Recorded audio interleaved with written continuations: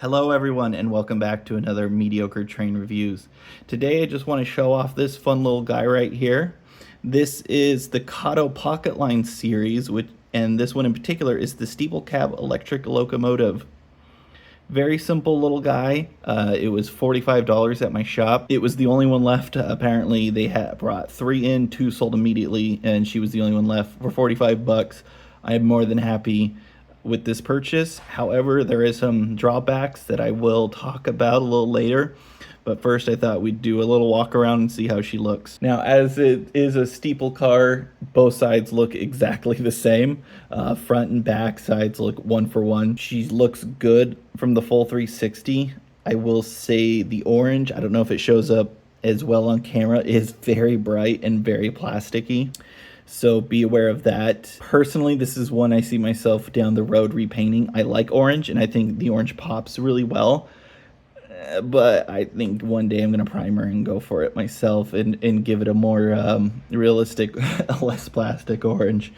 But that's just a nitpick. Besides that, I think she looks really good. So we go around over the front over here. Got a red light here, red lights here. One, I guess, Mars light maybe on top. Nothing glows, no lights light up. Again, only $45. But they do look good. No over on the red or anything like that. Come around to the side. We see here. So this is all molded. The detail is good.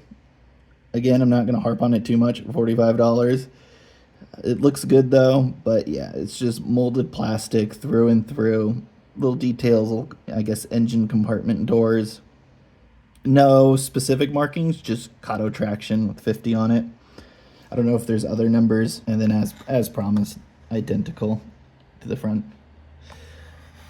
The pantograph actually adjusts quite nicely. I've had no issues with it. Very easy to move up and down, as demonstrated here. However, I do not like the couplers. They're Kato, so they have absolutely no give. There's no, the mechanism doesn't open up to grab on. So getting it to couple to the micro chains sometimes it works, sometimes I have to make it work, but they at least stay together when it finally happens. She runs really well. You could definitely hear it a little bit. It's a very tiny little motor, but it runs pretty silent overall.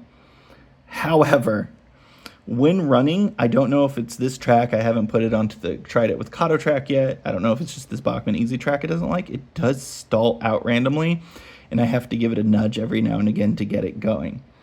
Especially if you try to pull it on the crawl, that's where I've noticed the most problem.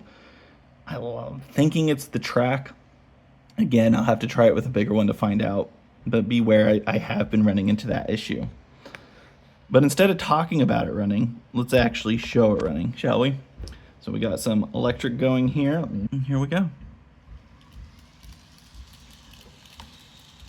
Past the gecko cage, around the gas station, behind the school, the crossroads, coming in for a stop.